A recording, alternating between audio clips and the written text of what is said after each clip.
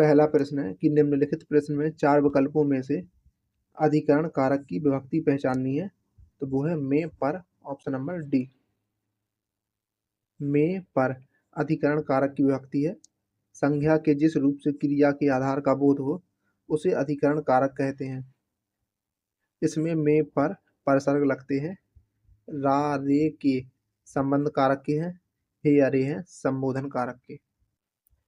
अगला प्रश्न है कि निम्नलिखित प्रश्न में 4 विकल्प दिए गए हैं जिनमें से उस विकल्प का चयन करें जो दिए गए शब्द का सही स्त्रीलिंग शब्द है। तो प्रबंधकर्ता, तो इसका स्त्रीलिंग होगा प्रबंधकत्री, ऑप्शन नंबर सी। नीचे दिए गए शब्द का सही बहुवचन रूप वाला विकल्प चुनना है। तो इसका जवाब हो जाएगा दिए गए विकल्पों में नेता शब्द बहुवचन है, ऑप्शन नंबर डी। अगला प्रश्न है कि निम्नलिखित प्रश्न में 4 विकल्पों में से उस सही विकल्प का चयन करें जो बताता है कि कौन सा पुरुषवाचक सर्वनाम का भेद नहीं है। तो ऑप्शन नंबर सी, अति उत्तम पुरुष। अति उत्तम पुरुष पुरुषवाचक सर्वनाम का भेद नहीं है। शेष अन्य विकल्प पुरुषवाचक सर्वनाम के वर्गीकरण है। सर्वनाम के मूलतः 6 भेद हैं: पुरुषवाचक सर्वनाम, निश्चयवाचक सर्वनाम, अनिश्चयवाचक सर्वनाम, प्रश्नवाचक सर्वनाम, निजवाचक सर्वनाम और संबंधवाचक सर्वनाम।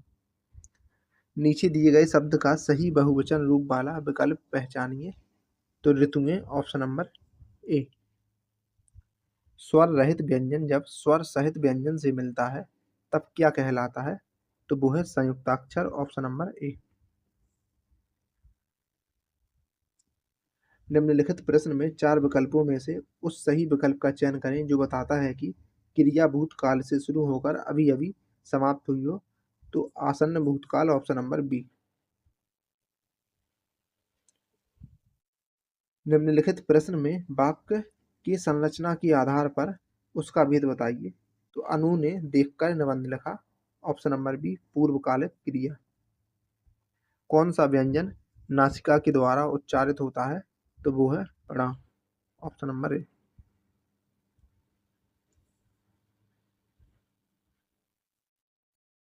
वाक्य की संरचना के आधार पर दिए गए वाक्य में पूर्वकालिक क्रिया प्रयुक्त हुई है। प्रश्न संख्या 4 में जिस क्रिया का सिद्ध होना किसी दूसरी क्रिया के सिद्ध होने के पहले पाया और लिंग वचन पुरुष से प्रयुक्त ना हो उसे पूर्वकालिक क्रिया कहते हैं।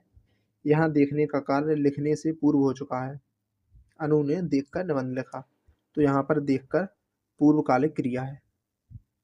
अगला प्रश्न है कि निम्न वाक्य विशेषण की किस अवस्था से है।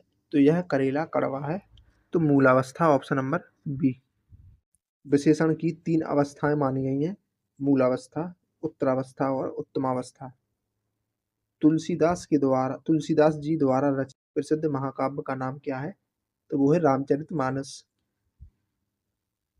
रामचंद्रिका केशवदास और अखिरावट मलिक मोहम्मद जायसी के द्वारा रचित काव्य ग्रंथ है, यह काव्य रचना है। रंगभूमि किस प्रसिद्ध लेखक के द्वारा रचित उपन्यास है। तो प्रेमचंद, ऑप्शन नंबर ए।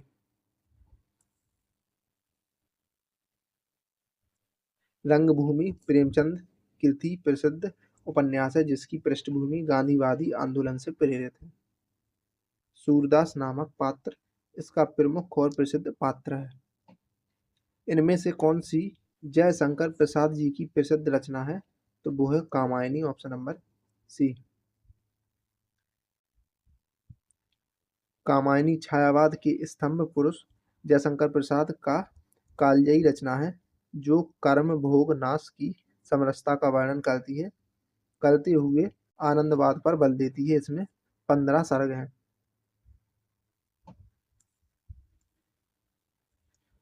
अब है गद्यांश।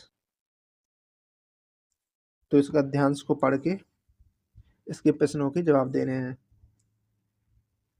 तो खेलों की दुनिया किसकी चपेट में आ गई है। व्यवसायीकरण, ऑप्शन नंबर सी। खेल की अर्थव्यवस्था को बढ़ावा किससे मिला। आईपीएल से, ऑप्शन नंबर बी।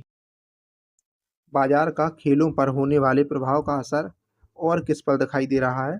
आम लोगों पर, ऑप्शन नंबर सी। खेल प्रतिस्पर्धाओं का किससे बजट पर असर हो रहा है? तो बहुराष्ट्रीय कंपनियां, ऑप्शन नंबर ए। विभिन्न प्रायोजकों से किसकी संयुक्त आमदनी में इजाफा हुआ है? आयोजकों, ऑप्शन नंबर ए। निम्नलिखित प्रश्न के चार विकल्प हैं। अलंकार बताना है कौन सा है इसमें? तरिणी, तनुजा, तट, तमाल, तरुवर, बहुछाय। तो इसमें है अनुप्रास अलंकार, ऑप्शन नंबर ए। जिसके अंतर्गत एक पंक्ति में किसी एक वर्ण की आवृत्ति होती है तो वहां पर अनुप्रास अलंकार होता है। अगला प्रश्न है, तो इसमें रेखांकित शब्दों का सही अव्यय का भेद बताना है। तो आज दिन भर वर्षा हो रही, तो क्रिया विशेषण अव्यय, ऑप्शन नंबर ए। अगला प्रश्न है कि इसमें भी वो बताना है अशुद्ध वाक्य के शुद्ध रूप का सबसे अच्छा विकल्प। तो आप नानी के घर जाओ, तो आप नानी के घर जाइए, ऑप्शन नंबर ए। एक छंद में कितने चरण होते हैं? तो एक छंद में 4 चरण होते हैं, ऑप्शन नंबर ए।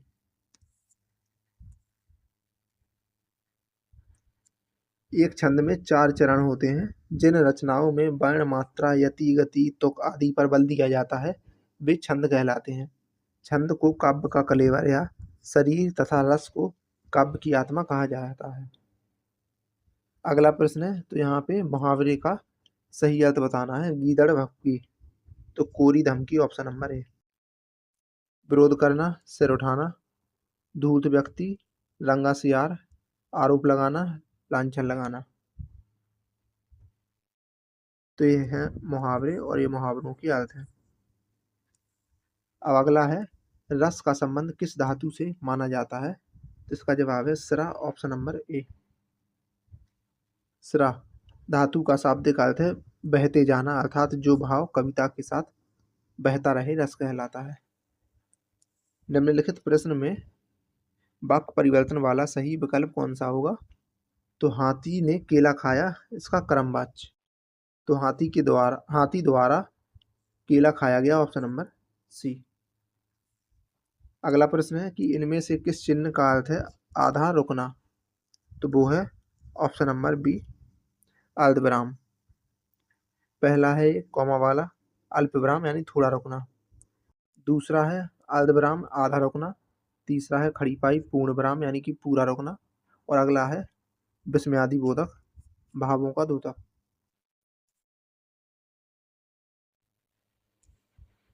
अगला प्रश्न है, निम्नलिखित प्रश्न में 4 विकल्पों में से शब्द के सही समास वाला विकल्प पहचानना है। दशानन, 10 है आनंद, जिसकी ऑप्शन नंबर ए। इसका अर्थ है रावण। यह बहुव्रीहि समास का उदाहरण है। अगले प्रश्न में बताना है जो किसी भी स्थिति में टाला ना जा सके, तो वो है अनिवार्य, ऑप्शन नंबर सी। अगला प्रश्न है अनेकार्थी शब्द चुनना है। इसमें अनेकार्थी शब्द का अर्थ, तो अरुण, तो इसका जवाब होगा सूर्य, ऑप्शन नंबर ए। अरुण के अन्य अर्थ हैं लाल रंग, सुर्ख, प्रातःकालीन सूर्य। अगला प्रश्न है कि अवगुण शब्द में डैश उपसर्ग है। तो अब उपसर्ग, ऑप्शन नंबर सी। निम्नलिखित प्रश्न में सही तद्भव रूप बताना है। ग्राम का होगा गांव, ऑप्शन नंबर बी। अगला प्रश्न है कि निम्न में से उस विकल्प का चयन करें जो प्रत्यय से नहीं बना है। तो वो है सफल, ऑप्शन नंबर डी।